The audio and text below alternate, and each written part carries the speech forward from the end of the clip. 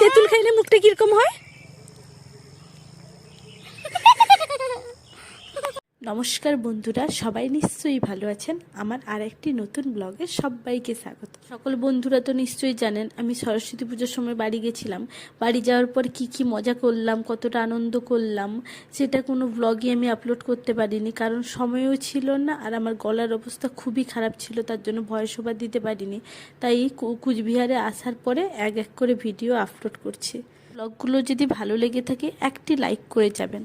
আজকের ব্লগটা হলো যেই দিন বাড়ি গেছিলাম সেই দিন বিকেলে আমি এই যে আমার টিম মানে ছোট ছোট বাচ্চাগুলোকে নিয়ে তেঁতুল মাখা করার জন্য গেছিলাম। ওরাই বললো আজকে পিসিমণি চলো, তেঁতুলগুলো পেকে গেছে, সবাই মিলে অল্প করে তেঁতুল মাখা করে খাবো।